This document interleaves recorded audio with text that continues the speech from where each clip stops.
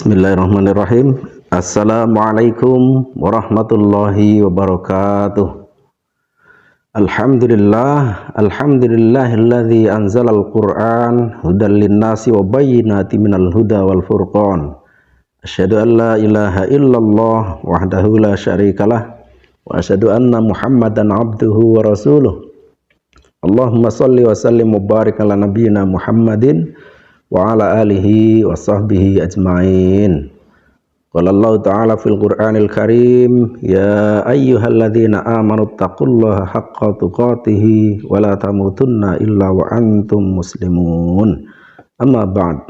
Saudaraku, keluarga besar SD Mutu Karanganyar yang saya muliakan, juga pemirsa yang dirahmati Allah Subhanahu wa taala. Alhamdulillah kita bisa menjalankan ibadah di bulan Ramadan 1443 Hijriah ini. Semoga amal ibadah kita diterima oleh Allah Subhanahu wa taala.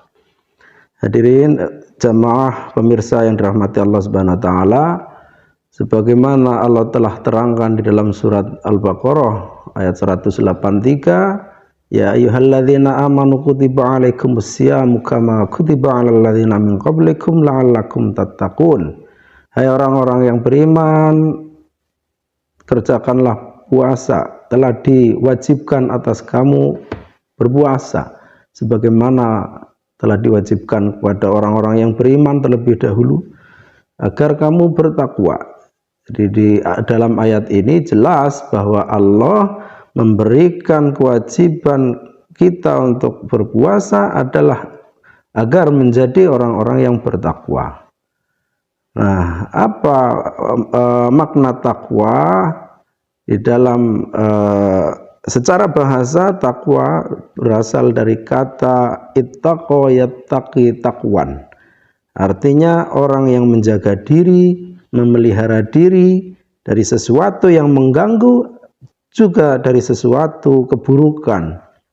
Ya, secara bahasa, maka takwa itu memelihara diri, menjaga diri. Di dalam tafsir Al-Azhar, Buya Hamka menjelaskan bahwa kata takwa ini diambil dari rumpun kata wikoyah yang artinya memelihara.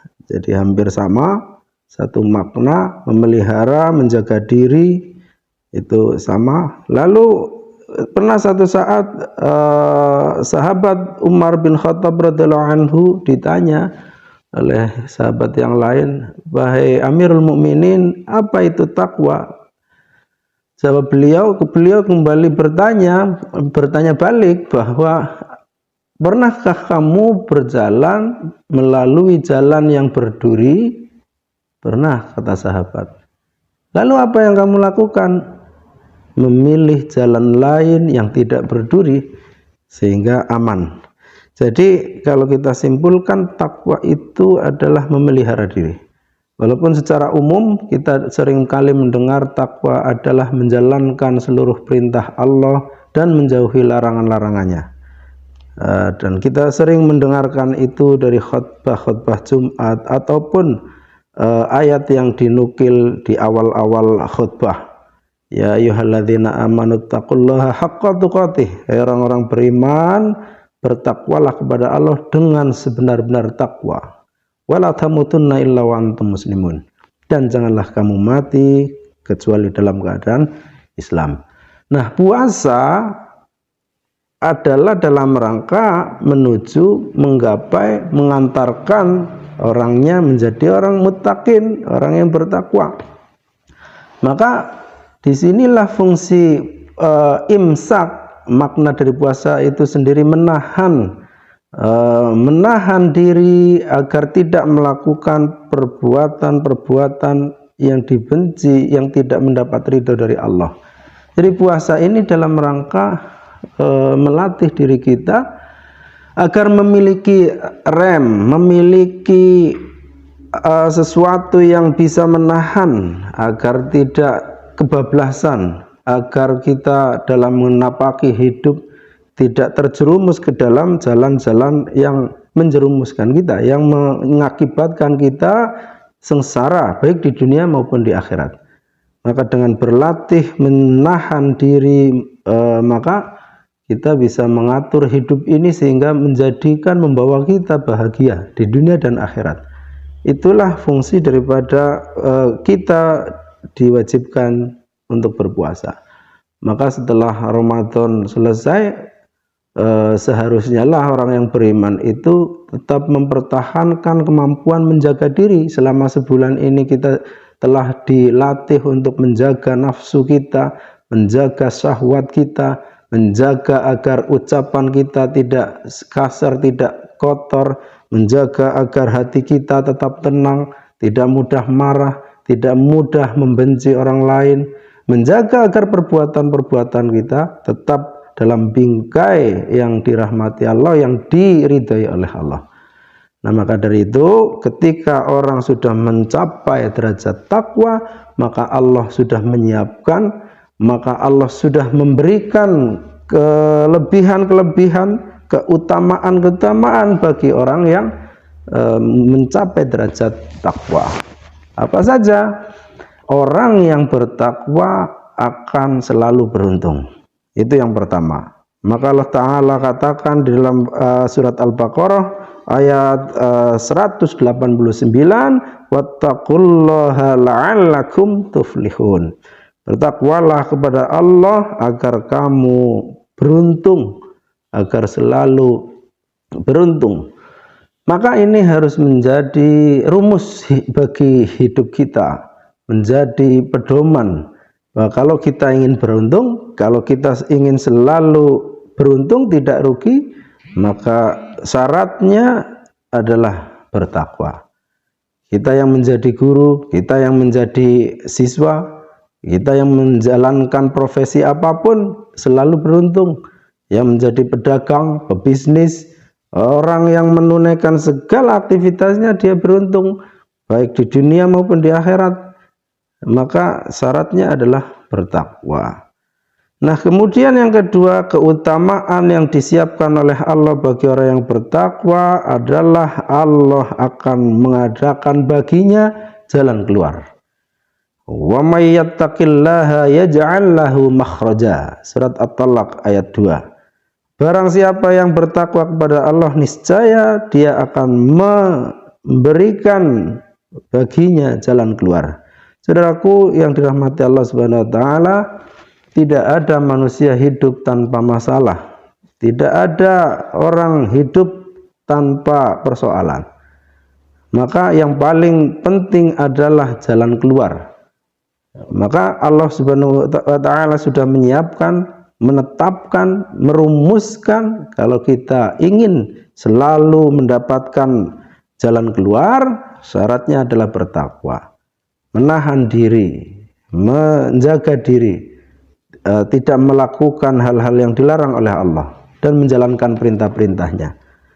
Lalu berikutnya yang ketiga, Allah Subhanahu wa taala memberinya rizki dari arah yang tidak disangka-sangka dan mencukupkan kebutuhannya. Wa yarzuqhu min haitsu la yahtasib. Itu lanjutan ayatnya di ayat yang ketiga surat At-Talaq. Dan memberinya rizki dari arah yang tidak disangka-sangka. Jadi orang yang bertakwa akan senantiasa dimurahkan, dimudahkan rizkinya. Nah, berlaku rumus juga kalau kita kesulitan mendapatkan rizki, kalau kita kesulitan mencari rizki, maka kembalikan pada diri kita, jangan-jangan kita belum bertakwa. Rumusnya begitu. Maka ini juga menjadi bahan introspeksi. Kalau kita masih mendapati kesulitan mendapatkan rizki, kita introspeksi. Jangan-jangan diri kita belum bertakwa. Yang keempat, Allah akan menjadikan baginya kemudahan dalam setiap urusannya. Wa may yattaqillaha yaj'al lahu min amri yusra. Bertakwalah kepada Allah, niscaya Allah akan menjadikan baginya kemudahan dalam setiap urusannya. Kalau dia diberi amanah sebagai pemimpin, maka diberi kemudahan dalam setiap urusan kepemimpinannya. Kalau dia seorang pekerja, pelajar, bisnismen, dan seterusnya, maka dia akan diberi kemudahan dalam setiap urusannya. Maka ini adalah rumus. Apabila seseorang masih diberi kesulitan, ada selalu mendapati rintangan-rintangan, kembalikan kepada diri kita, jangan-jangan kita belum bertakwa. Kemudian yang kelima, jika kamu bertakwa kepada Allah, niscaya Dia akan memberikan kepadamu furqan, kemampuan membedakan. Ya ayyuhalladzina amanu in tattaqullaha yaj'al lakum furqanan. Surat Al-Anfal ayat 29. Hai orang-orang yang beriman, jika kamu bertakwa kepada Allah, niscaya Dia akan memberikan kepadamu furqan, memberikan kepada kita orang bertakwa kemampuan membedakan antara hak dan batil, antara benar dan salah, bahkan bisa membedakan yang di tengah-tengahnya, yang abu-abu, yang subhat. Sehingga dengan demikian kita bisa memilih yang hak daripada yang batil, bisa memilih menentukan yang benar daripada yang salah, bahkan bisa menghindari dari hal-hal yang subhat, yang masih abu-abu.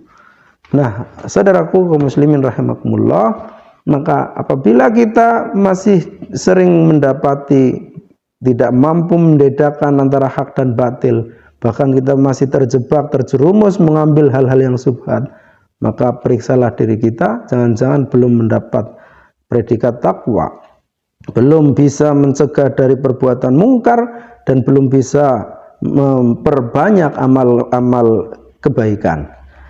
Nah, kemudian yang terakhir, Allah Ta'ala secara kolektif akan memberikan kepada orang-orang yang bertakwa di suatu negeri, apabila mereka bertakwa, adalah diberikan barokah di negeri tersebut.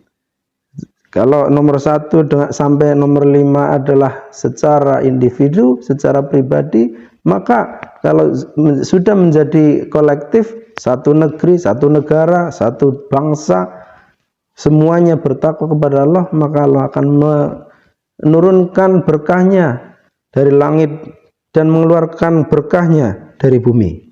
Walau anna ahlal qura amanu wattaqau lafatahna alaihim barakati minas sama'i wal ard. Jika sekiranya penduduk negeri beriman dan bertakwa, pastilah kami akan melimpahkan kepada mereka berkah dari langit dan bumi. Maka dari itu, apabila di satu negeri tidak ada keberkahan, alamnya kaya raya, sumber daya alamnya melimpah ruah, tetapi rakyatnya, warganya, masyarakatnya belum juga tuntas dari kemiskinan, belum juga mendapat kebahagiaan, maka periksalah kembali kepada diri kita masing-masing. Jangan-jangan memang kita belum mencapai menjadi orang-orang yang bertakwa. Kalau kita masih kesulitan mendapatkan minyak goreng, kalaupun ada harganya mahal, padahal negara kita adalah produsen kelapa sawit, maka kembali introspeksinya kepada diri kita. Tidak perlu menyalahkan pemimpin, karena pemimpin yang baik adalah diangkat oleh rakyat yang baik. Pemimpin yang buruk, sebaliknya, dia diangkat oleh rakyat yang juga buruk. Oleh karena itu, maka dengan melalui puasa ini kita manfaatkan untuk media belajar kita agar menjadi orang-orang yang bisa menahan diri dari perbuatan-perbuatan yang menjerumuskan, sehingga kita bisa mencapai derajat takwa, akhirnya kita mencapai kebahagiaan di dunia sampai di akhirat kelak. Allahumma amin. Nasrun minallah wa fathun qarib wa basyiril mu'minin. Wassalamualaikum warahmatullahi wabarakatuh.